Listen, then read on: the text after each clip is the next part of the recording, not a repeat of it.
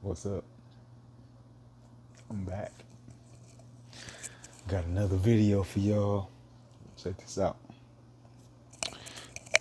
Right now, for tonight, I'm gonna talk about my experience when I was in the army. All right, so other videos I was talking about how my dad, he was in military and everything like that. He was in the army himself. We about to get right. All right, so I did ROTC high school. You know what I'm saying? I did the army. Started in Germany because I think you had to be in like ninth grade, no eighth grade to be for ROTC, and it was Army, and that was in Gießen High School. That was like in 90, 98, something like that, 90 something in the late 90s. Anyways, so I ended up graduating 2001. Right, so I talked to my recruiter, and I want y'all to check my hats out though. You know what I'm saying? Got the bubblegum lead. But yeah, anyways, talked to my recruiter and everything like that. So like I was saying before, my dad, he told me he was in Washington. I was in St. Louis, and he was in Washington still because he's about to, he's about to retire or whatnot, and get out and move back to the Lou.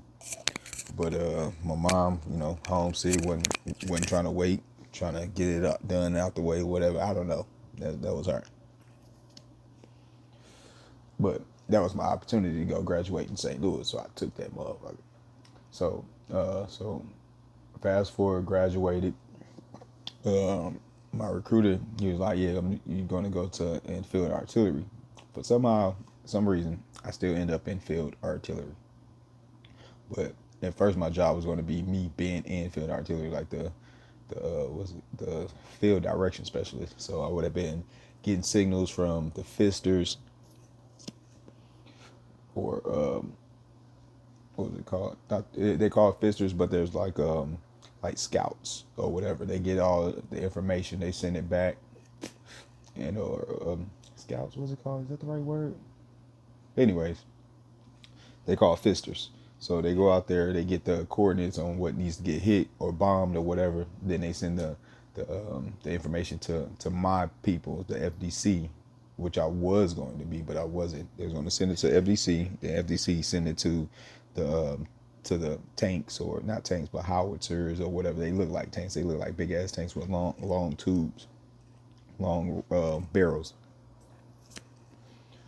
And then because the field artillery, you got like the multi-missile rocket launcher, you got like the howitzers, and you got the light guns or whatever. Like you can take them on back of like 5 tons and trucks and Humvees and stuff like that. Like you can move them around. But we was like in like track, mechanized track. I think that's what you call it. The one with they look like tanks, like the wheels like a tank. Anyways, so my dad was like, "Nah, bro, you can't. We ain't finna have that." So while he's still in Washington, he talked to my recruiter. My recruiter talked to him or whatnot. Changed up some paperwork. They said I had to sign it. So came back to the house. I signed some new paperwork, or I went to the office, something like that. But keep in mind, I scored low, so I couldn't pick a lot of stuff that I wanted to pick. But my dad was like, "They need you or they need you more than you need them. So they need numbers or whatever." So and then my uncle, he was a recruiter too. So and my uncle and my uncles and my dad kind of influenced me, and then me being around it kind of influenced me to go into the military. You know what I'm saying? Plus, I wasn't planning on going to school. I wasn't, I don't know what to do. I had to do something. That wasn't coming from my parents. That was just me in general. Period. Because my dad, he was like, "Man, once you turn 18, you get the hell up out of my house." But little did he know, I was already en route of doing that. But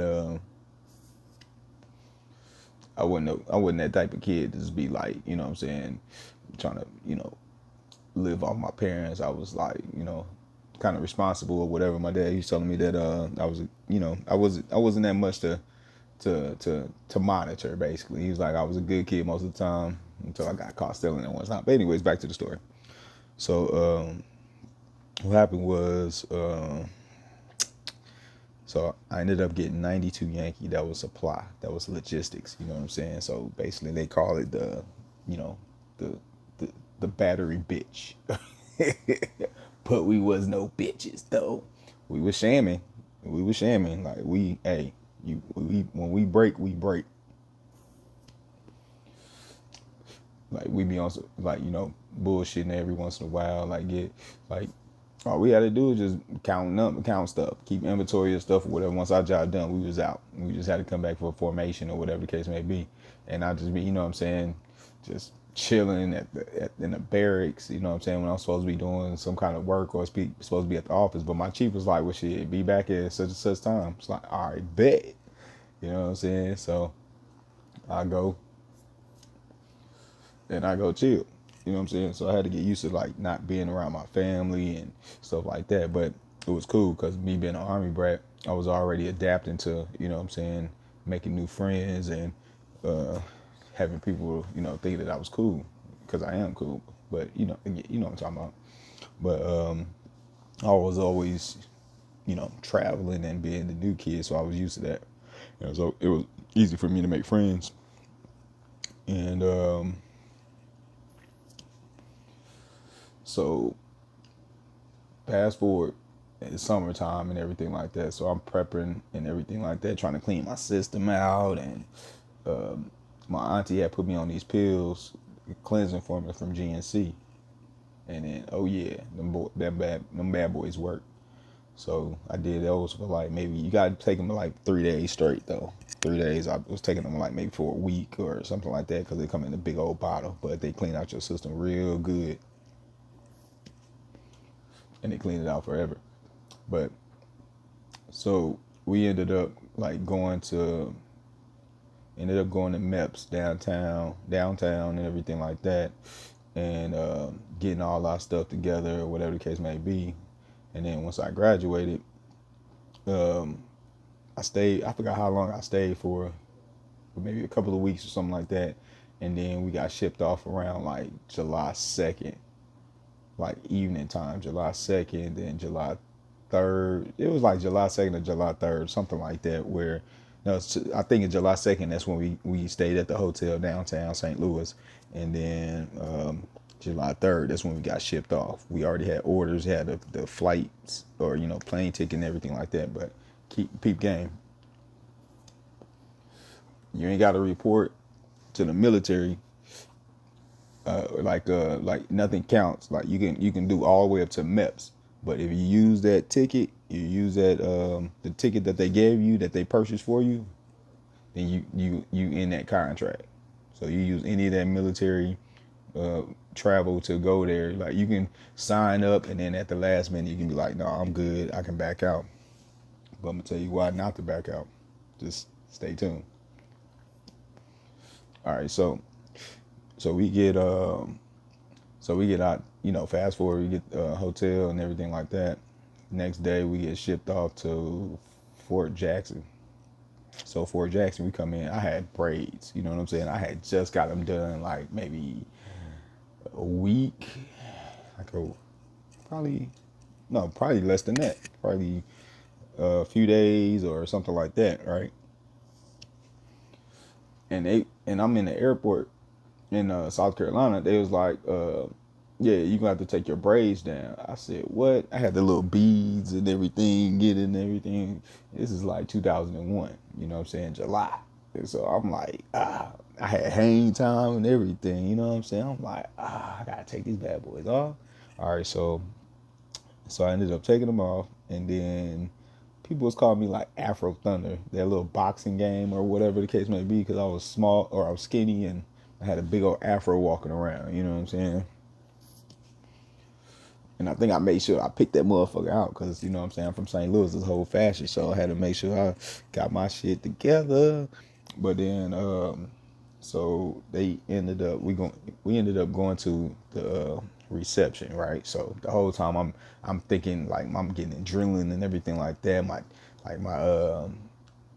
My dad, like they showed me like it wasn't like it was just a 9 to 5, you know what I'm saying? But I'm seeing in like on videos where they doing shark attacks and they like, get off the bus and blah blah blah blah blah blah blah blah woo woo woo fall in line. So I'm prepared for that, you know what I'm saying? But this is a reception. Reception ain't nothing like that. It can be, but at that time it was nothing like that. They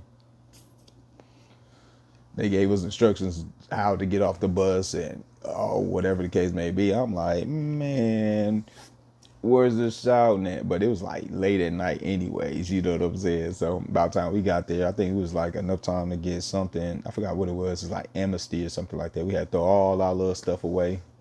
Like I don't know, like gum, candy, whatever I think it was, lighters, shit like that, cigarettes, probably alcohol, whatever the case may be, right? So then then they give us some stuff to, I guess, to sleep on or something like that. They it's them. They're like you about to get ready to go to jail. You know what I'm saying? Like you getting your stuff like you see on prison shows, jail shows, shit like that. That's what they feel like they doing. Yeah, we gonna keep going till this motherfucker go out. So so what happened was so we get out the little bunks and everything like that. And I didn't care if it was top bunk, bottom bunk, or whatever. You know what I'm saying? I mean, I had bunk beds or whatever, but I used to, switch. Get on top, get on bottom. Sometimes top is just like too much to get on, but I didn't really care because I was like, ain't nobody sleeping above me or whatever the case may be. It didn't really matter for real. But the only thing I didn't like was the community showers when you had to get naked in front of all these other dudes and take showers in front of all these other dudes and the public stalls and stuff like that. So I had to adapt to that real quick because it was like damn, they're like an institutionalized situation. And then so what happened is that oh, I lost train of thought. A little message popped up. My bad. So what happened was that I had to get used to that, and then they were talking about they was going to get haircuts, and when they give haircuts, keep in mind I had this afro. It was another dude from Miami, Florida. I forgot his damn name. Yeah, he was. Damn, I forgot his name. I gotta look in the book. But anyways, he had an afro too, right? So I think we got cool together because they was making fun of us with having afros together or whatever, right? So I'm like, all right, man, it's cool, fun and games, but shit, all jokes aside, whatever. I don't know y'all niggas, but yeah, for the most part, they was like, yeah, this dude giving like haircuts in the bathroom for like $3. I said, what? It's like, all right, bet. Let me go ahead and get that haircut real quick, bro. Got the haircut. Save me some money because they were charging like I don't know how much, like $8, $10, something like that to go get your hair cut. And then when they cut your hair, they'll do it to where if you got an afro, they'll do it like it's a helmet, and then they'll sit that shit in your lap. You know what I'm saying? So I was like, shit, I don't give a fuck about that. You ain't gotta embarrass me. And so I just got this dude. He just shaved my shit off. I was like, bet, because I ain't know how to cut hair. Shit, I ain't know how to do it anyways or whatever the case, you know what I'm saying? It's like, if he fucked that shit up, who else I was trying to impress out there? Nobody. All right. So fast forward, like once you go to reception, like man, we sat down so much to talk about read our soldier guide and or whatever little booklet that we had. Read it. We sat down so much that my butt bone got raw. You know what I'm saying? Just from sitting down so much. So that's when it got to the point like, man, I can't wait till we go to basic training. Then once you get the basic training, man, I can't wait till we get the AIT. Once you get the AIT, man, I can't wait till I get to my duty station. Once you get to your duty station, man, I can't wait till I get out the army. You know what I'm saying? But in between time, you might get deployed and fuck around and be like, fuck, I can't wait till I get deployed, get the shit over with.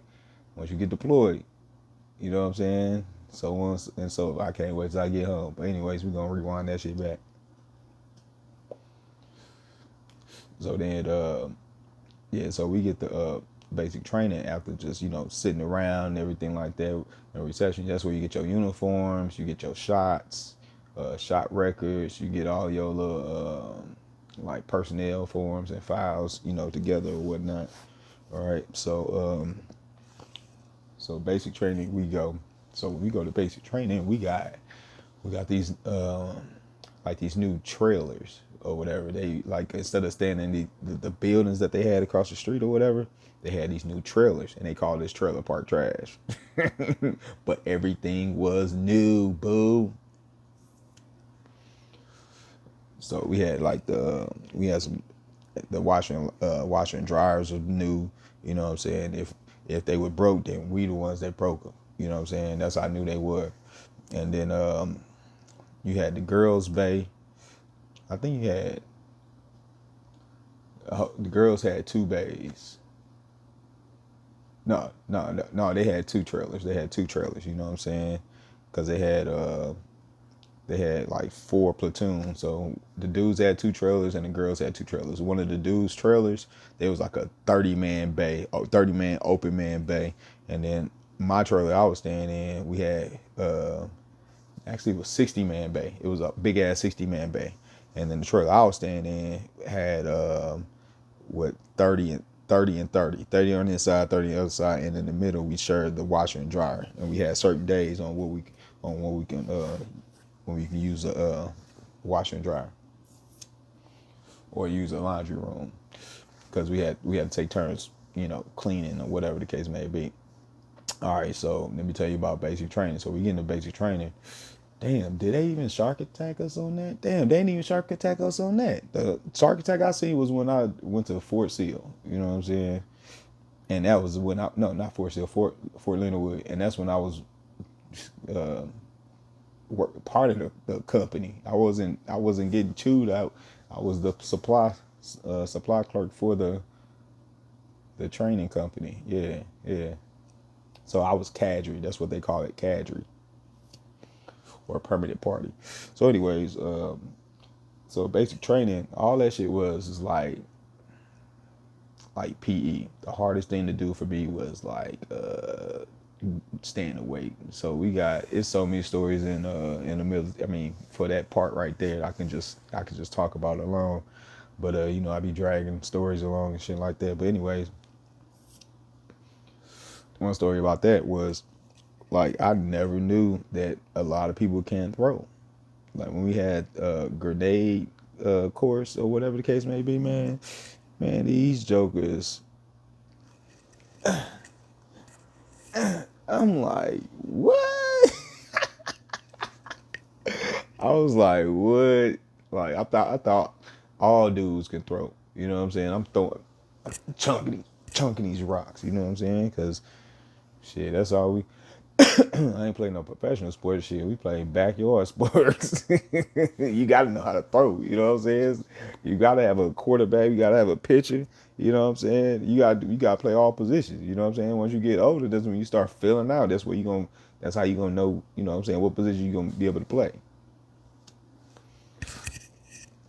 Yeah. So we had the grenade range and everything like that. So I'm just chunking these dummy rounds or whatever the case may be, and I'm just lobbing them, and I'm seeing people throwing them. I'm like, man, it is not getting close at all. But for the most part, like in basic training, I really didn't get in trouble for real. I was trying to stay out the way, but it was a couple of girls that, you know what I'm saying, that we was training with, because we was training with it was like co-ed or whatever. So I didn't know they liked me like that. You know what I'm saying? I was just trying to be cool, calm and collective, because it was it wasn't nothing for me to be like trying to get at something out there. But yeah, so our whole unit, we ended up once we graduated, we ended up going to Fort Lee, Virginia. So it was like a lot of us went to went to Virginia. Like majority of us went to Virginia. That whole little Echo company. And then once we got there at Fort Lee, that's when everybody started separating. They started going to their MOS course and everything like that. So I was in Papa Company. They called it Papa Roach because they had roaches about goddamn got big as head. The ones that fly. You know what I'm saying? And then and these were like older barracks and shit, stuff like that. So uh somehow, some way, I still get lucky, and and we went, and it's still, and the trailers that was in basic, they were community showers too. But and the ones that was in Papa Company in Fort Lee, them motherfuckers was like, they was they was community showers, but they was like old bathrooms and shit. But we kept them clean because that was our duty. We had to. And then and I didn't mention that we had to do like, what's that shit, like CQ, like fire watch and shit like that. So that means you had to stay up for like 2 hours if you had if you was picked for, you know what I'm saying, for that night. You had to stay up for 2 hours, had to do bed checks and all that other stuff. And you can't get out, you can't leave the area or whatever, you know what I'm saying. And they practice you for that, and then deprive you of sleep and all this other stuff, but they put you in the mindset of like, you gotta stay on the perimeter and yada yada yada. But anyways, so Fort Lee, Virginia, that was cool. We had a little bit more freedom. The more, the higher you go in school or whatever, the more freedom you get. So I got in trouble one time. One time we was at Lima Company. That's the in processing company and everything like that. And we had to, like, we was standing in line and they caught me doing something or whatever. They talking about do summer rolls or I forgot what they call something run or some shit like that, where they you had to run and do a what's it called, a flip, a roll or something like that, a barrel roll or something like that. And I kept doing that shit. It was like, I did that shit for like maybe 2 or 3 times. So I'm so fucking gung ho and everything like that. I'm like, man, I can do this shit. I can do that shit without even tiring. It's just basically doing flips and shit like that. You know what I'm saying? But yeah, so, but that one time, you know what I'm saying, I did it all up extra and shit like that. I fucking hit my head on the fucking ground and shit. I'm like, man, these motherfuckers here. And that was like really the first time I really got into trouble or discipline. Everything else I got disciplined for was like from the whole company, the whole platoon or something like that. So then AIT was cool.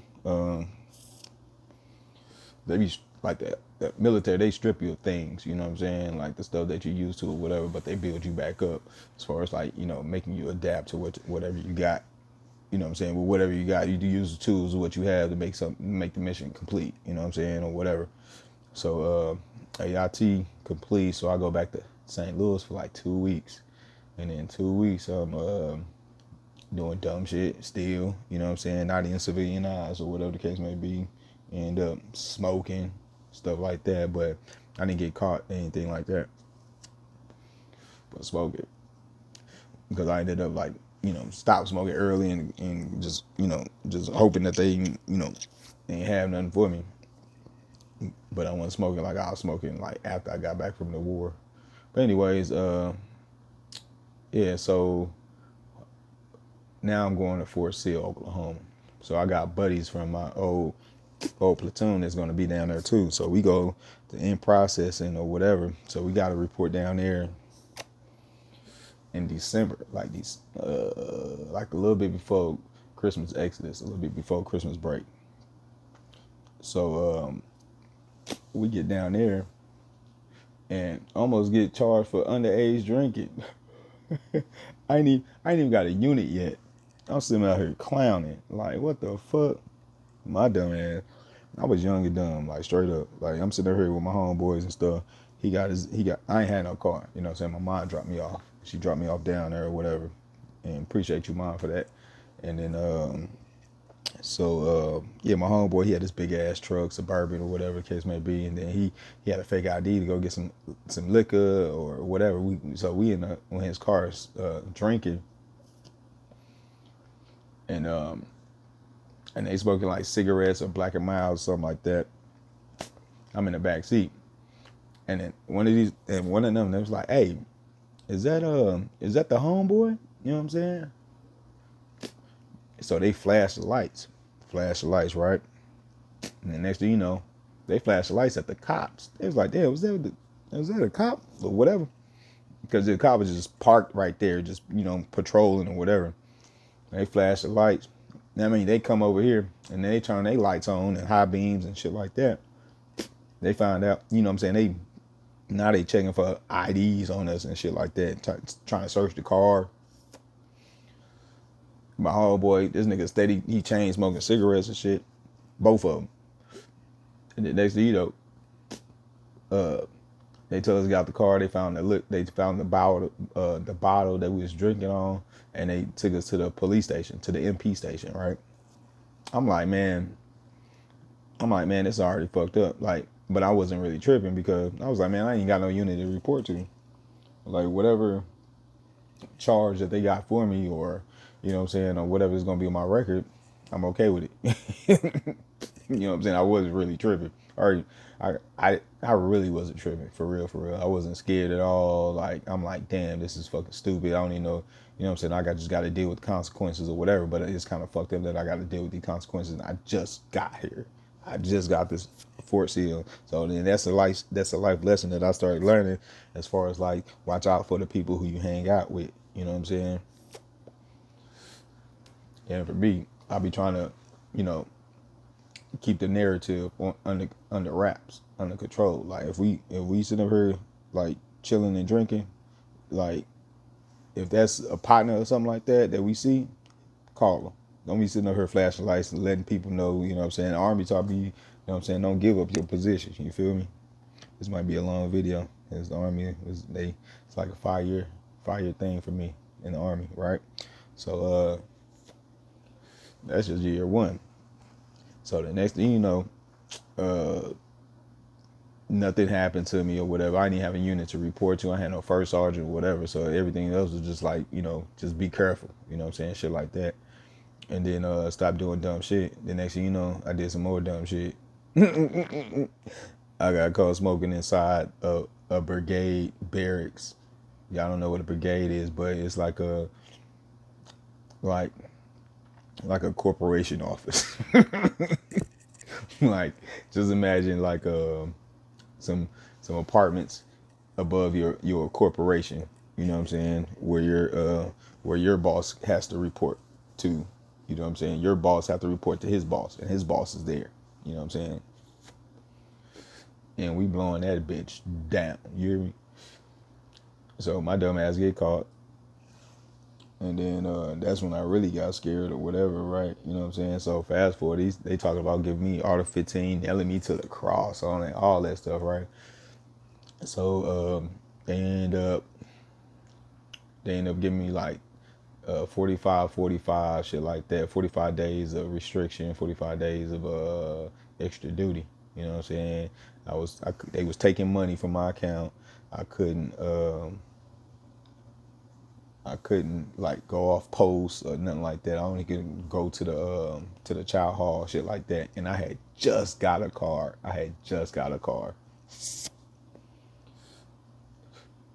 Actually, no. The process, yeah. So, within the process of them, giving me my punishment or whatever, I ended up getting the car. So when I ended up getting the car, that's when they gave me all that stuff, because it was a while before I had got caught up, and then it's like a process or whatever. It's just like some court shit or whatever, right? But within the military, but come to find out, the homeboy that I was smoking with, his barracks, he snitched on me. I seen everybody paperwork, but I ain't never seen his, and he ain't getting in trouble. I'm the only one that got in trouble, like the full thing. And it was saying that it was mine, that I had possession and some more shit. Like, they hit me hard for that shit, right? But look at me now. Look at your boy now. But anyways, fuck that nigga. So and I think he had bad luck after that. So he had what came to him, because he was going to jail and some more stuff for, I think, like fraud or whatever. So the next thing you know, I get in trouble again. And this is like with one of the same crew that I'm hanging around with. You know what I'm saying? and it was like for a fake ID. You know what I'm saying? So I try to have a fake ID to get in the clubs and everything like that. And that's what a lot of people were saying. Oh, you trying to get in the club, huh? Because they knew how I was. I wasn't trying to buy no alcohol, nothing like that. It's easy for me to get alcohol.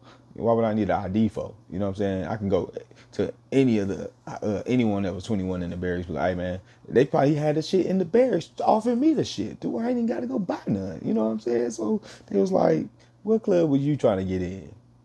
I was like, the Red Planet. Forest Hill, Oklahoma, goddamn Lawton.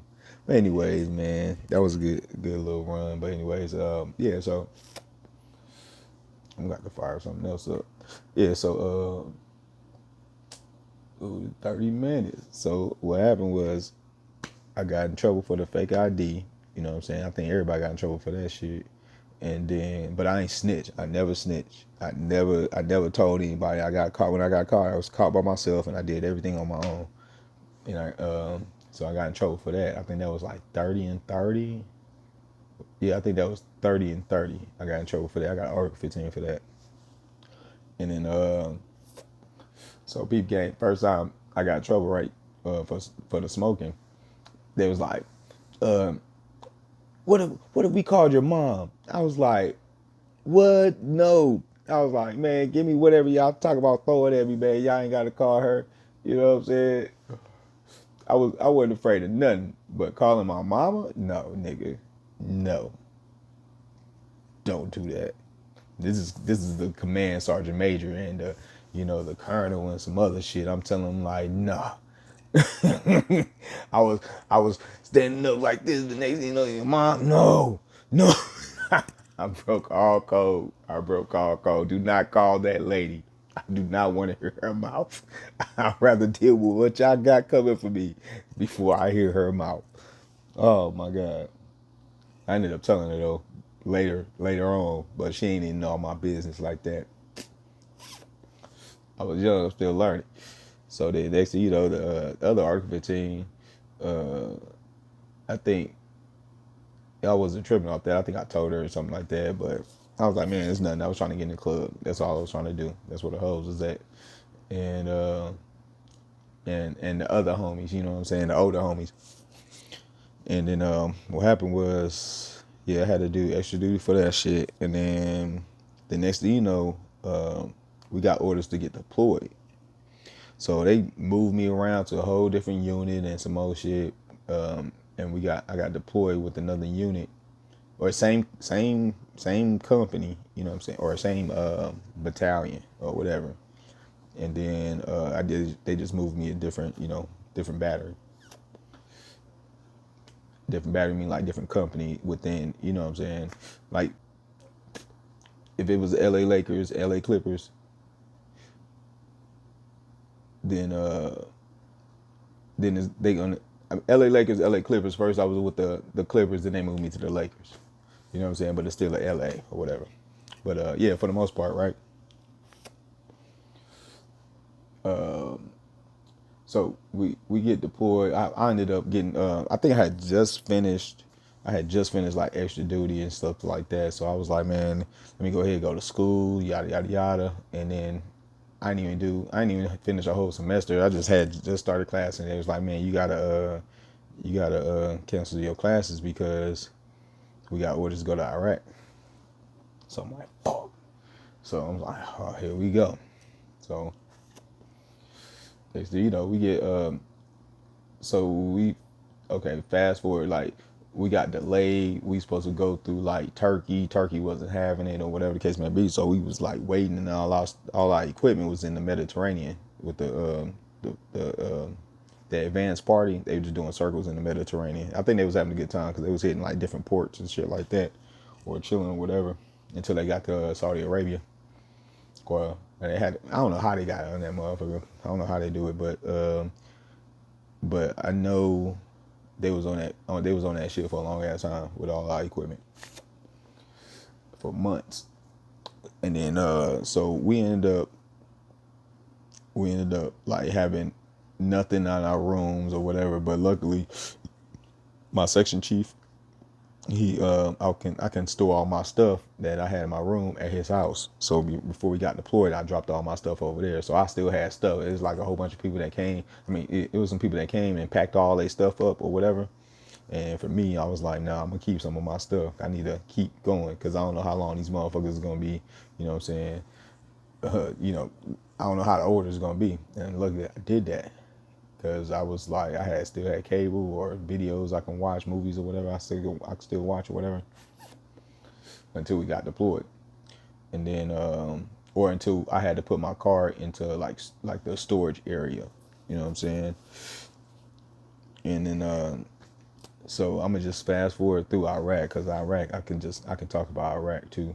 So went to Iraq for a whole year.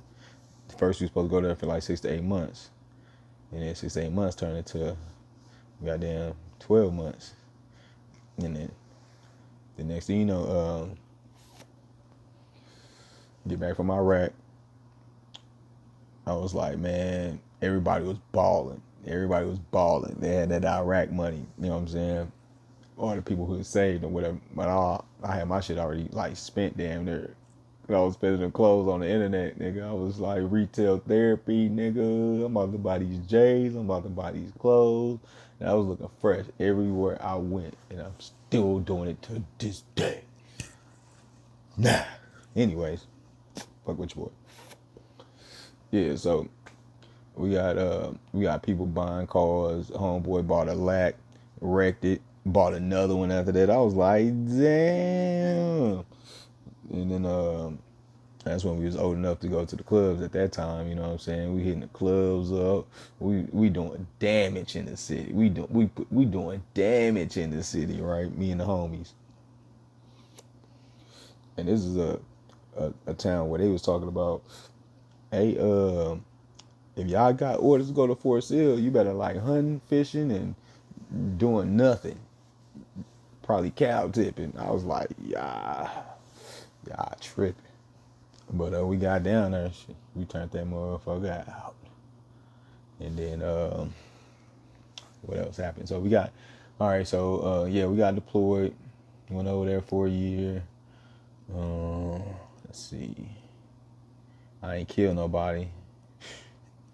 I ain't had to do all that, so I was supply. So, but it was still opportunities where, you know what I'm saying, stuff could have went down. But so fast forward, we got back. So I was like, all right. So when we got back, kicking it, balling, stuff like that. And then I re-enlisted while I was over there too. I think it was the same day they caught Saddam. And then what happened was I got orders. I re-enlisted for Fort Leonard Wood. So I went to Fort Leonard Wood, and Fort Leonard was 2 hours away. So you already know what was going down. And then at that time, I didn't know I had PTSD. I was, you know what I'm saying, doing whatever. I was doing a lot more, probably drinking, you know what I'm saying, and not really realizing it because that's what we did in the military. So the next thing you know, I started smoking at one point in time, but I try to time it. I try to time it right because it was on Christmas break or whatever, and we was coming back, and it was like we was supposed to piss test the soldiers and everything like that. But my roommate had made some kind of, I don't know, some mushroom dish or something like that, mushroom rice and something, I don't know. So I'm smashing. It was good, you know what I'm saying? But it wasn't good in the morning because all the stuff that I was supposed to be taking, that I'm thinking the day that we supposed to be taking that urinalysis, I wasn't supposed to take it that day. So I bought that bottle and I couldn't get it from nowhere else. Or if I did, I didn't have the money to buy another bottle to do another treatment, you know what I'm saying, to cleanse my system out, and I didn't have enough time. And then what happened was when I thought I was gonna take the urinalysis and go to work that day, I ended up like when they was giving the urinalysis to the trainees, I ended up like throwing up the mushroom stuff that I heard the night before. Man, my shit was fucked up. I was like, oh man, I ain't feeling too good. And I already know when I'm throwing up. So then what happened was I was like, man, I can't stay here. Or they was like, yeah, you go to the crib or whatever. Or come back tomorrow or something like that or whatever. Come back in the morning. Or come back when you feel better or something like that. And so the next thing you know, I found out I have to take a piss test to the next day. Then the next day, I'm like, man, I'm about to melt this cup.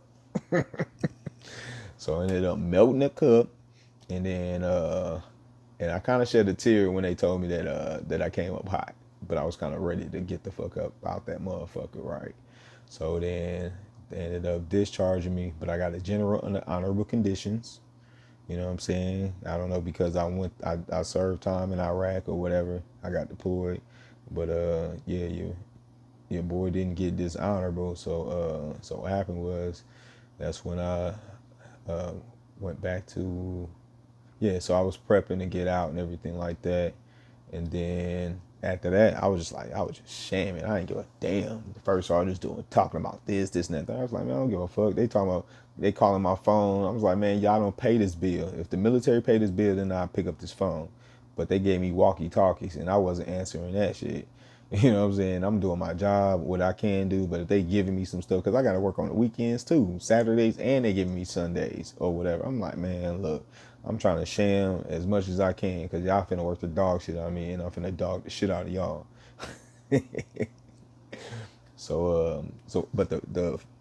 the drill sergeants didn't like the first sergeant, so it was still cool. It was just the first sergeant who was being a dickhead. The lieutenant, he loved me and everything like that. The captain, he didn't give a damn or whatever. You know what I'm saying? As long as the job got done, you know what I'm saying. People make mistakes or whatever, but I try to correct my mistake though, but it didn't work out that way. But anyways, so so what happened was I ended up getting out the military, going back to St. Louis for a little bit, and then that's when you know what I'm saying. I stayed there for like less than a week, and I moved to Atlanta. But before I got out, I was already like hitting the ground running. You know what I'm saying? As far as like getting a job set up, like where I was gonna go, because my cousin was like, "Oh man, let's move to Atlanta," because we had went to Atlanta when I got back from Iraq. You know what I'm saying? I was doing a lot of traveling when I got back because I had the Iraq money, so we went to Atlanta. Because I went to Atlanta, my mom said, well, to go visit my cousin and shit, and then we had a blast. You know what I'm saying? We was both grown or whatever. Big wheel. But yeah, for the most part, we ended up moving to Atlanta, and then like I said before, that shit didn't work out because it was just too much fun, too much money going into it. You know what I'm saying? I don't know. I wasn't making enough to where I could survive like I wanted to as an adult, and still kick it and everything like that. And that's just me. But yeah. So another thing is like, man, if you go to the military, like stay in the military, because what happened was is that for me getting kicked out, you know what I'm saying, or discharged, I ain't gonna say kicked out, for discharged for smoking weed, you know what I'm saying. Now I'm at like 80%, you know what I'm saying, the disability. So it's like, and my homeboy, he got discharged, and he got popped for cocaine in the urinalysis, you know what I'm saying, and he had got 100% for a little bit, you know what I'm saying, but for the most part, like with that PTSD, like that's automatically 70%. So I mean, you ain't even gotta lie. You can just go in like, hey, look, this is my symptoms and everything like that, woo, woo, woo, or whatever, you know what I'm saying, that's giving you issues or whatever. Or you can do some research or YouTube some stuff as far as like what's your symptoms of PTSD from the military. But yeah, man, that's how I got to San Antonio, because somebody told me it's like it's a way. And but make sure that when you in the military or whatever, make sure that you document all your injuries or anything that's slightly hurting you. Document it. You know what I'm saying? Because that's how they do in I guess in the prison systems or whatever, like the little prison officers or whatever. If they get into a scuffle or something like that, or they gotta do, you know what I'm saying, a little task force thing or whatever.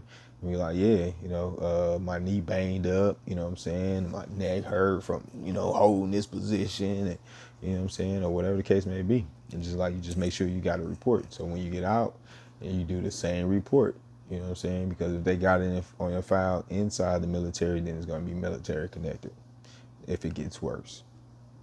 And it will get worse.